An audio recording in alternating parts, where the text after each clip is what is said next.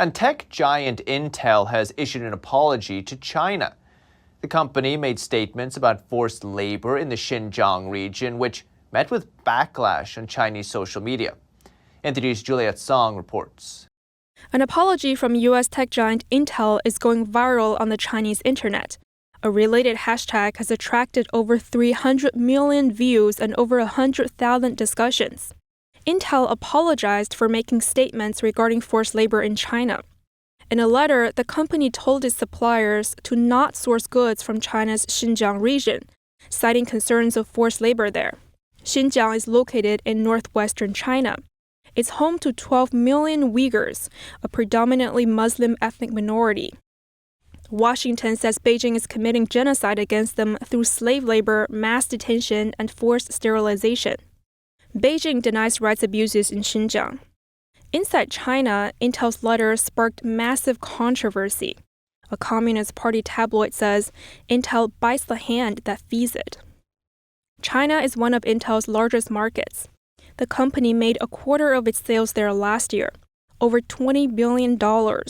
Following the backlash, the company published an apology on Chinese social media platform Weibo.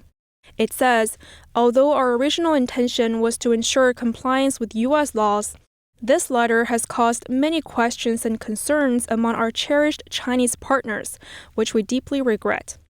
But for some Chinese internet users, the apology is not enough. One internet user says, "Why should China do business with you since you're so insincere?" Another left a comment saying, "Then don't come to China to do business. Just go observe the law in the U.S." It's unclear if the Chinese internet users are aware of the rights abuses in Xinjiang. Related topics are heavily censored on the Chinese internet. And when Western companies speak out about them, Chinese state-controlled media fans nationalist anger against those companies. And Intel is not the first company that came under pressure after crossing Beijing's red line. Brands like H&M met with boycotts after expressing concerns about forced labor in Xinjiang. Adidas ran into a similar situation this year. Back in Washington, here's what the White House has to say about Intel's situation. Well, I can't speak to the specific situation with one company, but I can say as a general matter that we believe the private sector and the international community should oppose the PRC's weaponizing of its markets to stifle support for human rights. We also think that American companies should never feel the need to apologize for standing up for fundamental human rights or opposing repression.